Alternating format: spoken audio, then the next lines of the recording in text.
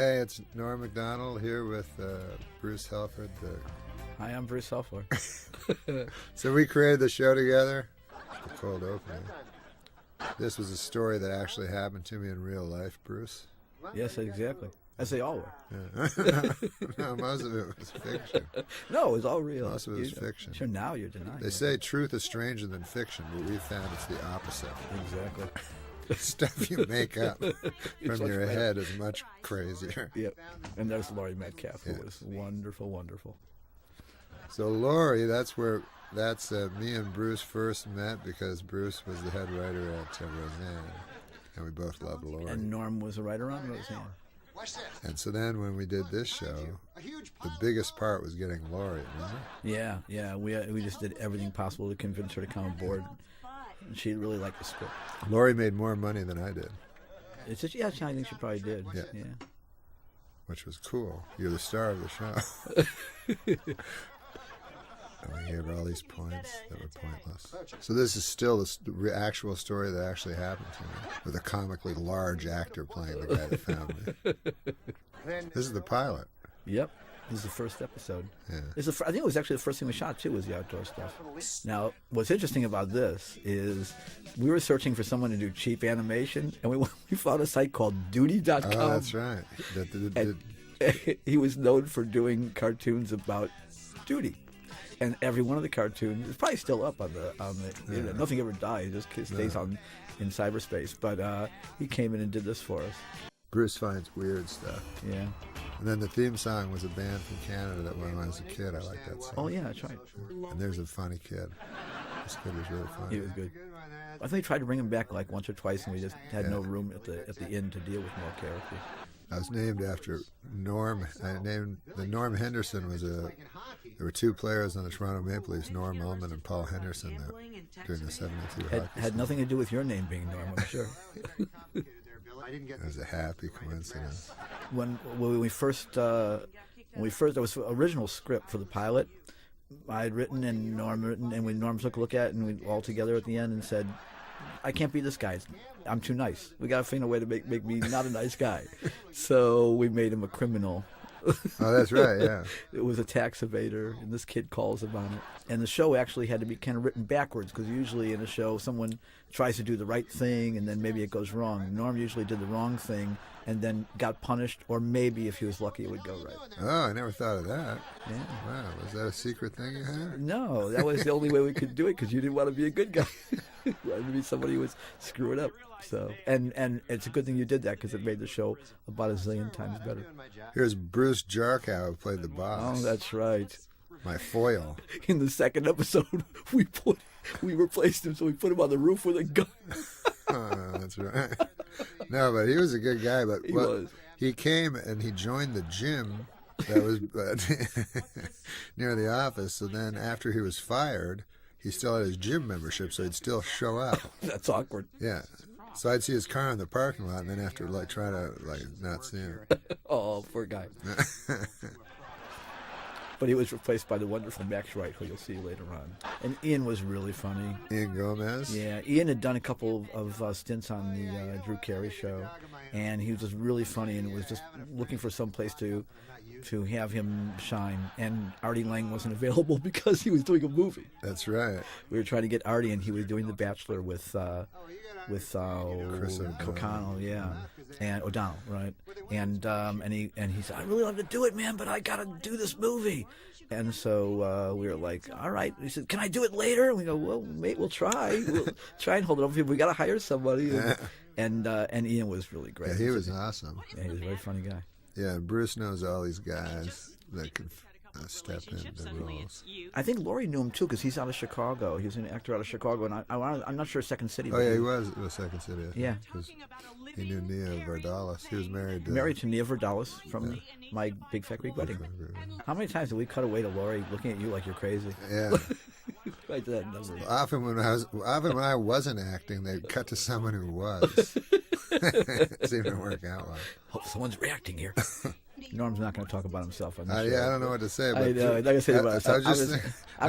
Go ahead. What? No, I was just thinking that the writing it's so strong in the show that all the characters seem to already have relationships. So that's interesting. What was interesting about the writing is that when it came to writing for Norm, his rhythms are real specific. So we wrote to his rhythms, or he would make it his rhythms. But I don't think there's anybody funnier on TV since or before. What I call Norm did an unbelievable job. The show's hilarious, and he was the tornado at the middle of it. Yeah, but it wasn't that hard to write. It's like writing for Bob Hope. It's just a little, once you get the little trick. But it's much funner to write for. It's fun to write for everybody on this show. We had a great Max is really fun to write. We had a great writing room too. Yeah. We had a lot of great people: Rob Hewlin, Bruce Rasmussen, Joey Gutierrez, and Diane Burrows. Yeah, everybody could run a room. Yeah, Frank Sebastiano. Yeah, he was great. Right. Jerry Belson, the late great Jerry Belson. Yeah. This is a good line I say here. I was a great hockey player. I was only a bad hockey player compared to other professional hockey players. It is a great line. This was a relatively easy pilot, having done a bunch of them. Yeah. They didn't make us change a whole lot of stuff, if I remember correctly. They were really, really happy with the way that it flowed, the storyline. There wasn't a lot of change. Yeah, because Bruce owned this ABC at the time. At the because point, he yeah, had the that's Drew right. Carey show, which was our lead-in initially. They trusted us, but also it was a great pilot.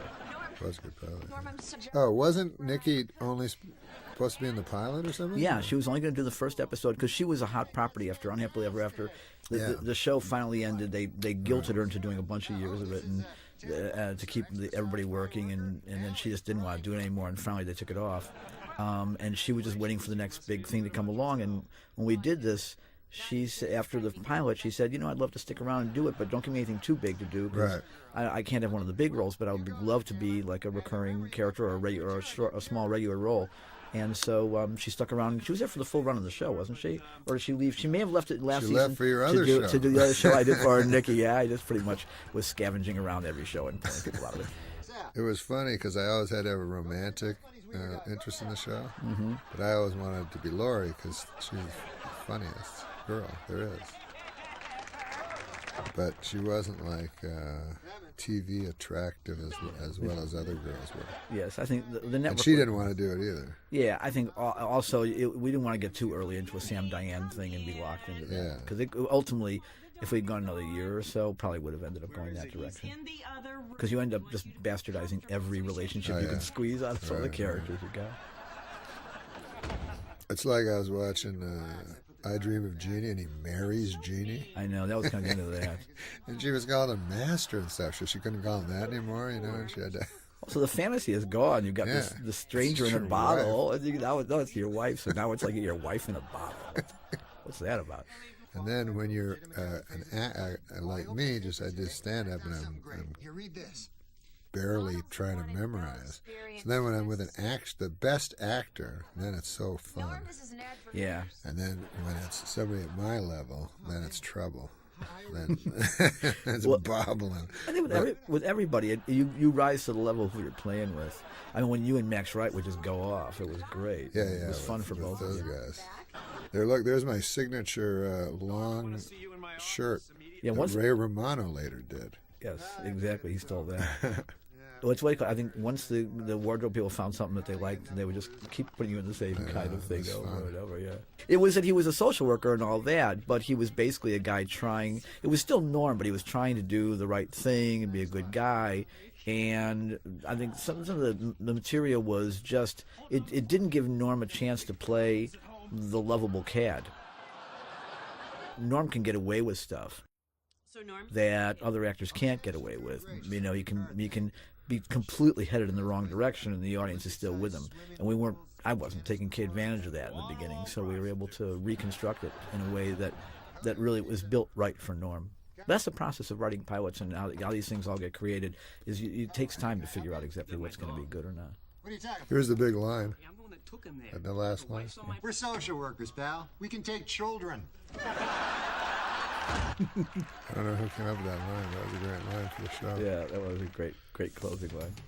If it were another show with someone not as strong as Laurie, what would happen is you'd have those awful moments where the secondary character is dealing with a tertiary character, and you're going, when do we get back to the people we like? Yeah, exactly. But when you have strong people in your ensemble, you can just be there and enjoy it as much as anything else in the show. Showering with a naked guy. The strength of shows like Absolutely not. Cheers and Really? I'll do it. Seinfeld. Okay, and you all better those do shows. it. Yeah, somehow with comedy, that's why sometimes I think TV comedy is better if it's got ensembles, because in movies, Your original it started to become one super funny guy surrounded by a bunch of straight actors, like with Eddie Murphy or whatever. So anyway, Daddy. It does. I don't know about Eddie, but I know also I've worked on shows where the lead doesn't want, not wisely, doesn't want a bunch of funny people around because they want to be sure they're the funniest person. Yeah, that'd be bad. And then, that's just death. When you have Norm on the set, you've got, because Norm's a comedy writer too, so you've got your other This is 1998. your other hand, your second hand down on the stage. So it's like when the scripts would go through the room, and the first draft would have some good material in it. Then the room would brush it up, and then it would get even more good material. Go down to the stage and see what worked on its feet. And if it didn't, and if anything that just didn't land wonderfully, we'd all go at it. And Norm would pitch in his lines, or we'd pitch lines from the side of the stage and stuff like that. And on stage, you have to do like 2 scenes in a row sometimes if something doesn't work. That's the new 1999. So then in the second take, because I'm from do stand-up and stuff, and I'm not, so I would want to come up with something new because I'd feel like a fool in front of the audience. Right. And also I could do it with Laurie and Max because they didn't care. They were such good actors. If somebody changed a line to me, I wouldn't know how to deal with it. But Yeah, they were really used to just they adjust. can listen. Yeah. They could adjust on the fly. Norm's stand-up was so strong that we really had to. You couldn't. It would be very corny or very, it would be like anything that was lesser just wasn't acceptable. So we held a pretty high standard to ourselves. Keep those writers there till late into the night. Sometimes they hated me. Yeah, I used to. Yeah, I first worked with Bruce on Roseanne. Remember we had the hours? Yeah. But I loved being there. I always wanted to stay there forever. Out there, this is wrong. And people always wanted to go home. And still, when people talk about shows, they go, "We get out of here by 5. It's a good thing." And I hate that. I know what do you call it? The idea of saying if the joke is good enough, Yeah. and then trying to get out of there. Although at the end of my season on Roseanne, people were crying, and having nervous breakdowns. But it advanced everyone's careers very well. But like Dave Thomas told me once, he said when they did Kids in the Hall, he'd go to his work and he'd say to his wife, "I have to go to work. This is going to suck." Then they'd go to work. Oh, you mean Second City TV? Second City, I mean. Yeah. And they'd go as long as they could, like just stay there for 14 hours and just have fun, then come back and go, "Oh, honey, it was the worst." Like, he loved the work. Yeah. And that's what I always think. Like, My- what do they have to get back to? My third divorce was, "You have such a glamorous life." I said, "Oh, I'm there till 3 in the morning. It's hard." And I'm thinking to myself, well, it is kind of fun that I'm working with the funniest people in the world. We're making jokes and having a great time. But yeah, Bruce is super rich, but he didn't have a glamorous life because he just eat My In-N-Out burgers, fries, and stuff. my teenage son would come and sleep on the couch at Roseanne. That was his coming to visit his dad. It's been so when I started watching this episode, I go, "Who is this woman?" Yeah. I was like shocked to see her there.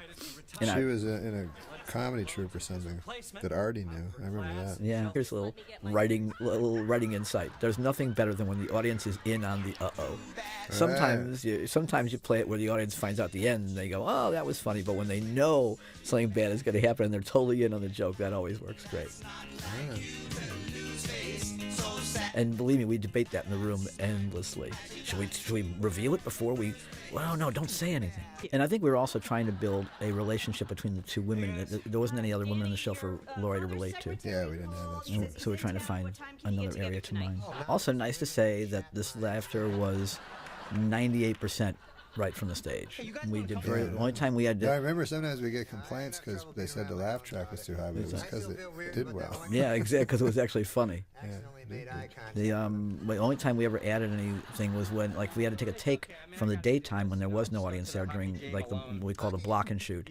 Then we might have to put a little bit on the end of a laugh to make it end naturally because there was no laughter sound in the actual take we were using. But aside from that, it was all from the real audience. And that's why it's hard, like, to time these shows and stuff, because if we tape something outside and then would show it to the audience, Oh yeah, it was hard to know how much space to leave for laughs when we were editing the actors. Yeah. So the story here was they wanted us to hire somebody, so I wanted to hire Jack Warden because I did a movie with him and I liked it. This skybox is yours. We wanted to get a super macho guy. Oh, well, Right. thank you, sir. It's a great pleasure to meet you. And he wanted 50,000, and then it wanted to pay 1,500 or something. Yeah. So you and I paid him, remember? Yes, that's right. That's right. He was paid out of our pockets.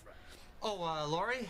But it was key to have him. Yeah, he made the whole thing. You need the right kind of guy to totally fool you. And he brings a lot of he brings a lot of baggage in with him. He at this point in his life, he was a great actor, but he couldn't remember anything, Yes. any lines.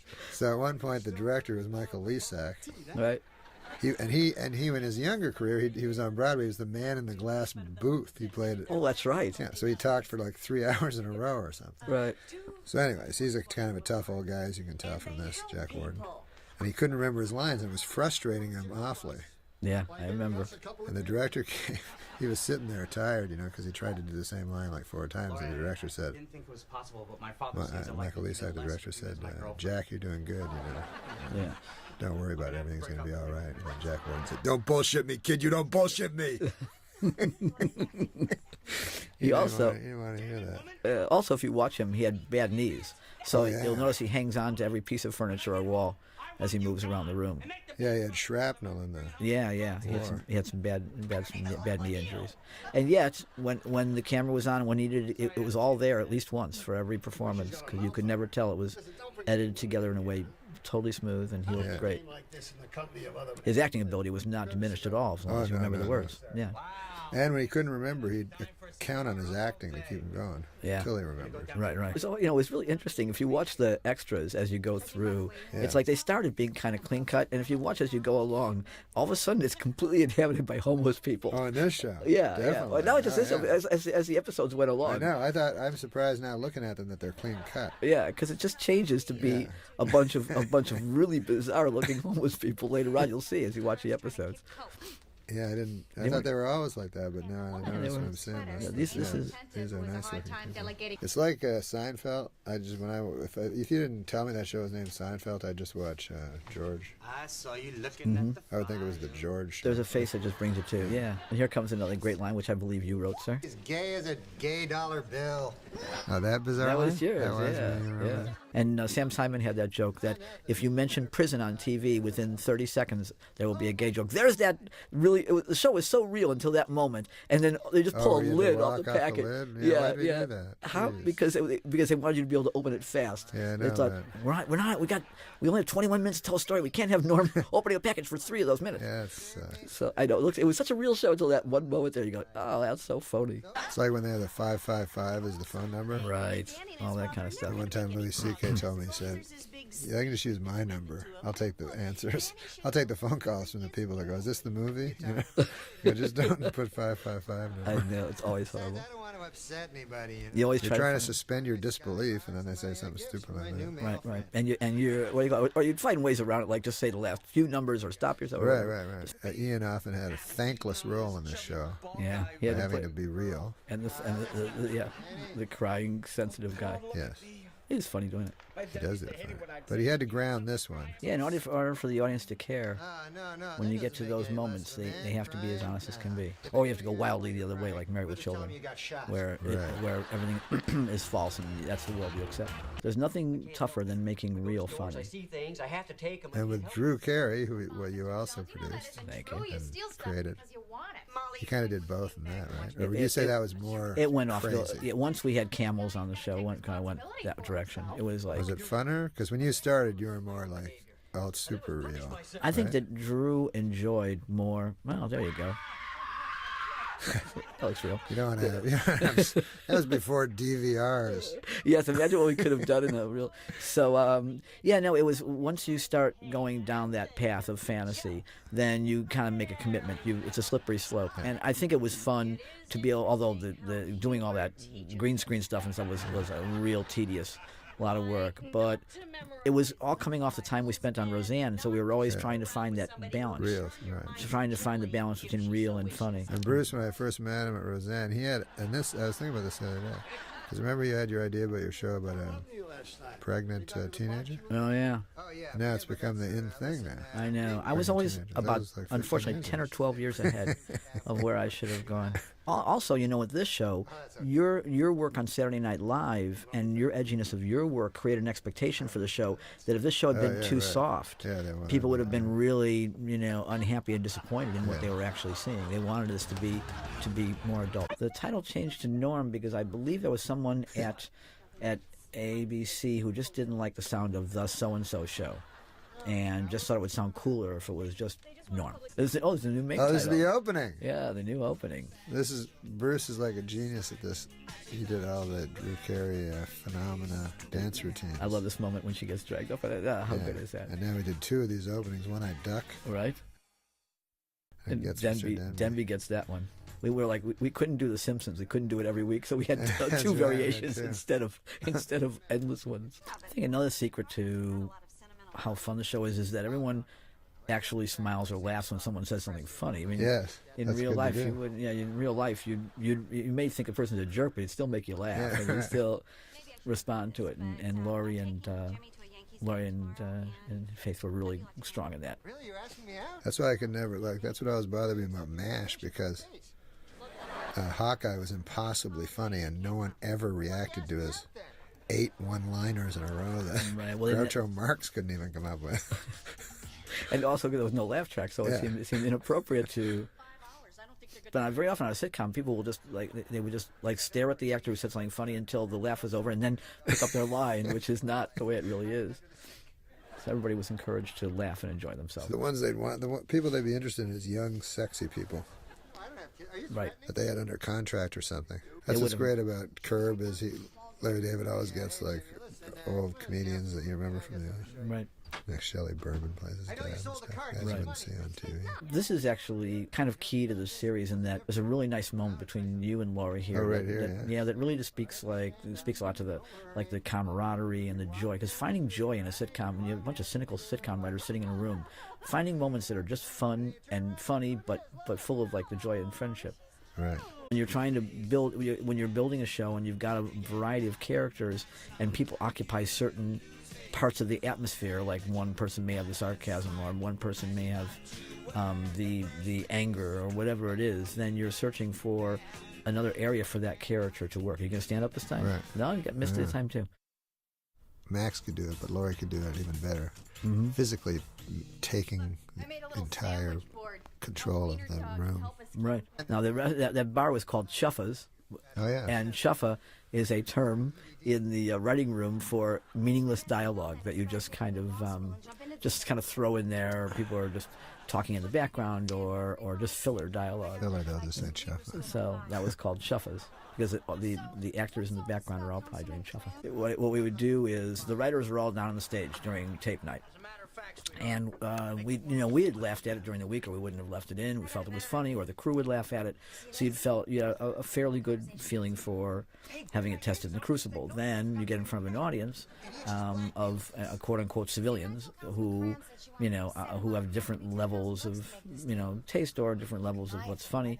And if that group, which is usually made up of about 200, 250 people, didn't respond to a joke or responded to it poorly with a lot of silence, the writers would all huddle together and we'd come up with a line, or Norman come up with a line. We'd run back and forth and try and get into consensus on what we wanted to do, and then we'd reshoot, usually just that part of the scene, Right. and just reshoot that piece of the scene with a new line. And the only thing about it that's a little bit false is that the audience would always laugh because all of a sudden something unexpected would happen. They'd see the scene again, Oh, and the yes, line right. would automatically be different. They go, they'd laugh because they were surprised. So the But new line we get that wasn't usually as good. We got a bigger we line. get a bigger laugh. But what you do is just have to sit there and just kind of carefully watch and be sure it's not just a laugh at surprise, but actually a better line.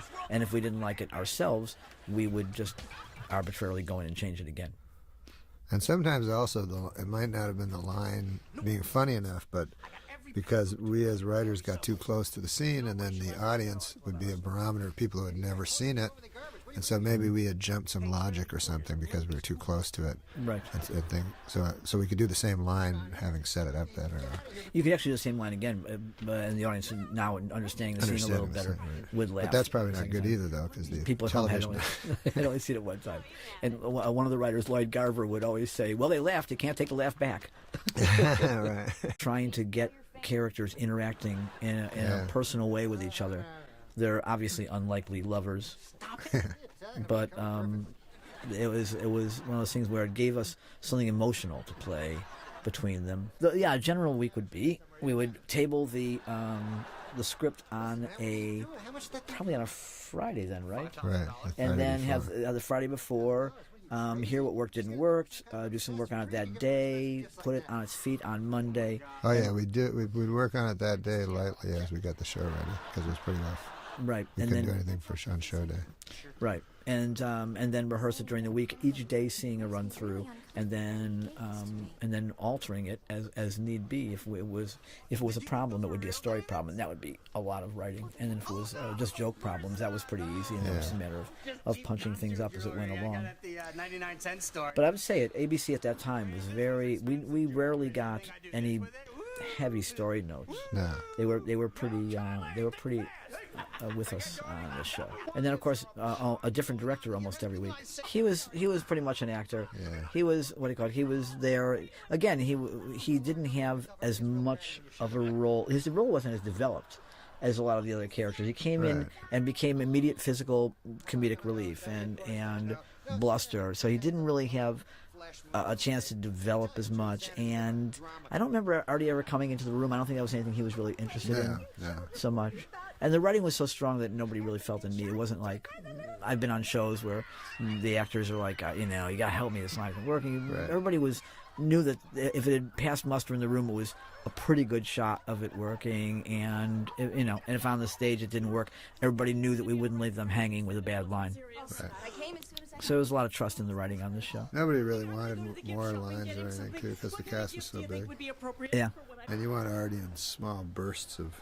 In the writing room, my big thing was always try and subvert the form. We all do subvert the that. cliche. Yeah, to subvert the form, drive the expectation that you're going to the same old place. But that's just built on the fact that sitcoms are generally so cliche that you always know what to expect. So you're doing jokes based on people that have already seen sitcoms. Mm-hmm. Yeah. Oh, it eats itself a lot. I mean, also you've got writers who grew up now on sitcoms, true, yeah. so this is their frame of reference as opposed to Rob Abbott and Costello or those kind of things.